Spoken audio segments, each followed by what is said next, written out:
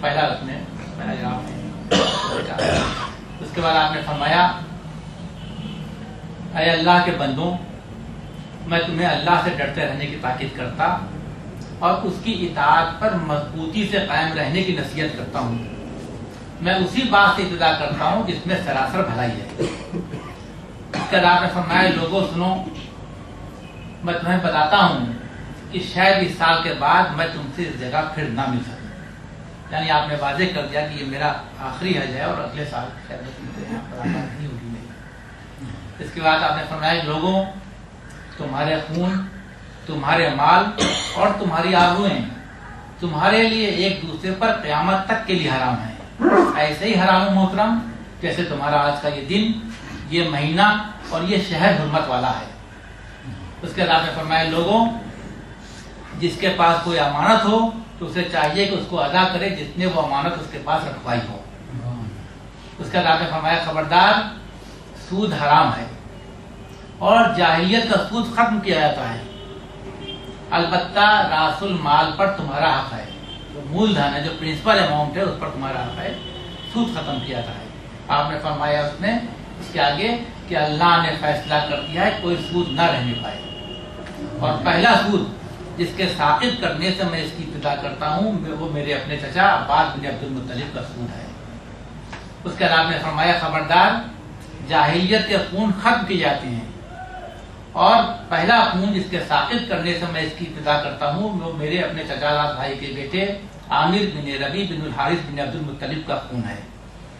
اس کے بعد آپ نے فرمایا کہ خبردار، جاہلیت کے تمام آثار و مناسب ساقط کیے جاتے ہیں بجز خانہ کعبہ کی رکھوالی اور حجاج کو پانی پلانے کے.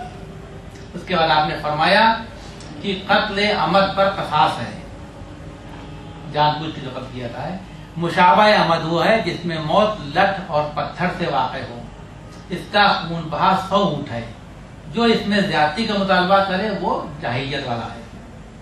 اس کے بعد آپ نے فرمایا کہ لوگوں، شیطان اس سے تو اب مایوس ہو گیا ہے کہ تمہاری اس سرزمین پر اس کی پوجا ہو، لیکن وہ اس بات پر راضی ہے کہ اس کے علاوہ دیگر ایسے معاملات میں اس کی اطاعت کی جائے جن کو تم اپنے اعمال میں معمولی سمجھتے ہو. لہذا تم اپنے دین کے بارے میں شیطان سے محتاط رہو. اس کے بعد آپ نے فرمایا لوگوں، سال کے حرام مہینوں میں عدل بدل کفر میں ایک جاتی ہے. جو لوگ ایسا کرتے ہیں وہ اللہ کے حرام کردہ چیز کو حلال کرتے ہیں. اس کے بعد آپ نے فرمایا کہ آج زمانہ چکر لگا کر پھر اسی صورت میں آ گیا ہے کہ جیسا کہ اللہ کا زمین اور آسمانوں کو پیدا کرنے کا دن تھا. سال کے 12 مہینے ہیں، اس میں رجب، ذوالقعدہ، ذوالحجہ اور محرم حرمت والے مہینے ہیں. اس کے بعد آپ نے فرمایا لوگوں، تمہاری عورتوں کا تم پر حق ہے.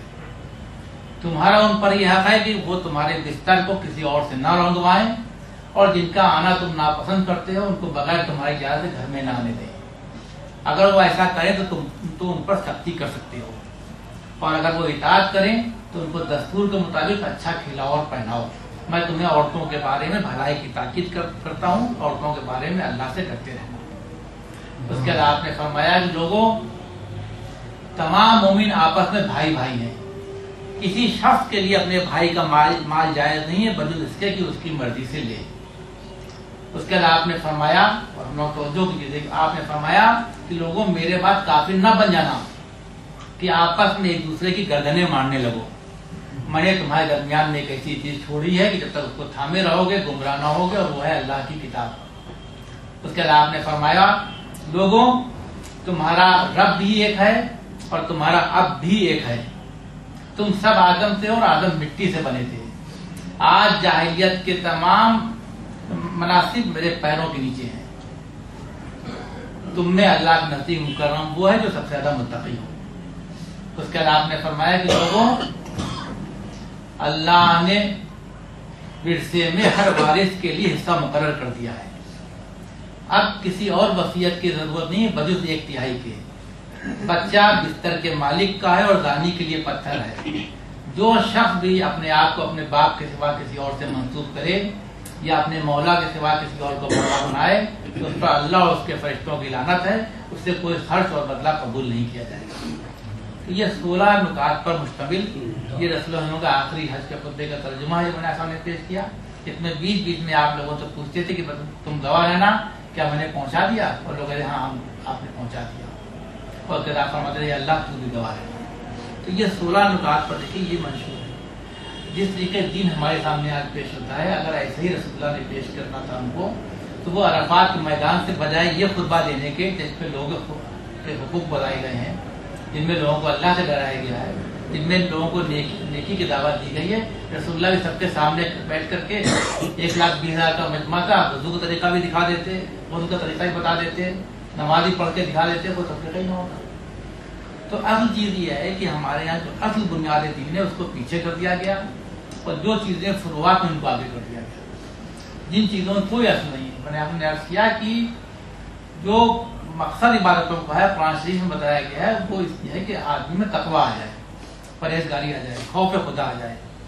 اور خوف خدا ہی نہیں ہے تو آپ لاکھ خضوع خشوع کر لیں اور لاکھ قرآن شریف کی قرأت کر لیں, لیکن وہ وہی کہا گیا قرآن گلوں سے نیچے نہیں اترا. تو اصل چیز یہ ہے کہ دین کی جو بنیاد ہے اس کو سمجھنے کی ضرورت ہے, اور یہ سمجھنے کی ضرورت ہے کہ جن چیزوں پر آج مسلمان آپس میں فہم سربراہ ہیں ان کی ایک متحدہ قوت ختم ہو چکی ہے. یعنی میں رسول اللہ تشریف لائے دیکھیں کہ آدمی تو آدمی ہے, مسجدیں میں شیعہ اور سنی ہیں. آپ آگے دیکھیے, تصور کیجیے آپ کہ ہم مذہب بنا دیا گیا ہے, مذہب کا اور دین کا مذہب کا ہے کہ آدمی تو آدمی ہے, جو چیز آدمیوں نے تعمیر کی وہ بھی شیعہ بھی, اور کہیں شیعہ مسجد ہے, کہیں سنی مسجد ہے, کہیں دوسرے فرقے کی مسجدیں فرقے کے ہاتھ سے بیٹھ رہی ہیں. تو کیا رسول اللہ اس لیے آئے تھے یا دین اس لیے آئے تھے جس طرح تفرقے ہوتے چلے جائیں؟ تو رسول اللہ نہ تو شیعہ تھے اور نہ سنی تھے, بلکہ قرآن شریف میں ایک آیت آپ کو ملے گی جہاں جناب ابراہیم کے سلسلے میں کہا گیا کہ نہ وہ یہودی تھے نہ نصرانی تھے. عیسائی بھی جناب ابراہیم سلسلہ جوڑ رہے تھے اور یہودی بھی جناب ابراہیم سلسلہ جوڑ رہے تھے. تو قرآن شریف میں آیت آئی کہ نہ تو یہودی تھے اور نصرانی تھے نہ نصرانی تھے. تو میں بھی آسان کرتا ہوں کہ رسول اللہ نہ تو بریلوی تھے نہ شیعہ تھے نہ سنی تھے اور نہ دیوبندی تھے. تو یہ جو چیزیں آئی ہیں یہ جو دین ہے یہ اللہ کا دین نہیں ہے, اس لیے آج ہم اس پر ٹھیک ہے نعرہ سلوات اللہ کا دین تو اسلام ہے. اسلام دینن پر نہیں غلامی ہے کہ جو دین اسلام کے سوا کسی اور دین کا خواہش مند ہوگا اس سے کچھ بھی قبول نہیں ہوگا. تو چاہے آپ شیعت کو کہیں, چاہے سنی مذہب کو کہیں, چاہے دیوبندی کہیں, چاہے احمدی ہوں, کوئی ہوں, جب آپ نے اسلام کے علاوہ اپنا ایک نام رکھ لیا اور ایک الگ پہچان بنا لی, ایک اپنا طریقہ اختیار کر لیا, تو یہ طریقہ رسول اللہ صلی اللہ علیہ وسلم کا نہیں ہے. ہماری ذمہ داری یہ ہے کہ ہم اس طریقے کی طرف پلٹیں کہ جو رسول اللہ کا طریقہ تھا, اس کو سمجھنے کی کوشش کریں. کوئی ایسی بات نہیں ہے, کوئی بہت ایسی چیز نہیں ہے رسول اللہ کی حیات طیبہ جو ہے جو تاریخ میں گم ہو گئی ہو. وہ تعلیمات موجود ہیں, کتابیں معلوم ہے, تو ریکارڈ بلا مطلب کہ دیکھیں جلدی لگتا ہے ایک منٹ کو سمجھنے کے لیے جو اصل سورس ہے, جو اصل ماخذ ہے, اس کی طرف رجوع نہیں ہوتے. قرآن شریف موجود ہے, اس کو ہم نہیں پڑھتے, ترجمے ہر زبان میں موجود ہے, ہمارے دل اس کا مائل نہیں ہوتا. تو اسی مارے جو ہے یہ جو مسائل ہمارے مسلمانوں کے ہیں, اسی مارے جب آپ تفریقیں بڑھ جائیں گے تو طاقت نہیں رہے گی. بچپن میں ہم لوگ کہانی آپ سب نے سنی ہوگی یا پڑھی ہوگی کہ کسان کا 7 بیٹے اس کے تھے, اس نے 7 لکڑیوں کا گٹھڑا بنا کے باری باری لڑکوں کو دیا تھا کہ اس کو توڑ کے دیکھو. کوئی نہیں توڑ پایا, الگ الگ کر کے دی, سب نے توڑ لی. تو تعلیم دی کہ اکٹھا رہو گے تو کوئی تم کو نہیں توڑ پائے گا, اور الگ الگ رہو گے تو ہاتھ میں توڑ لے گا. تو یہ سب جانتے ہیں, تو کامن سینس کی بات ہے, اس میں کسی آیت کی ضرورت بھی نہیں ہے کہ آیت حدیث ہو کے سب متحد رہو. اتحاد تو عقل کا تقاضا ہے کہ اگر آپ طاقت چاہتے ہیں تو آپ کو متحد رہنا پڑے گا, آپ شکست چاہتے ہیں تو نہیں. تو جو المیہ وہ یہ ہے کہ بڑے پیمانے پر مسلمانوں کے جو ممالک ہیں وہ سپر پاورز کے زیر تسلط ہیں. اسی طریقے سے چھوٹے پیمانے پر بھی جو لیڈرشپ ہوتی ہے مسلمانوں کی, وہ بھی ایک طریقے سے کسی نہ کسی کے زیر اثر ہوتی ہے. اور ساری باتیں ہوتی ہیں, اتحاد کی بات نہیں ہوتی. مسلمانوں کے متحدہ قوت بنے اس کے لیے بات نہیں ہوتی, جان جان کے تفریقے ہوتے ہیں. تو اگر ہم قرآن سے رجوع کریں گے تو ہم اس بات کو پائیں گے کہ یہ جو ہمارے یہاں ڈھل رہا ہے, کوئی کسی فرقے سے رکھنے والا آدمی ہو, اس کی سمجھ میں بات آ جائے گی کہ جو اللہ کی مرضی ہے, اللہ کی مرضی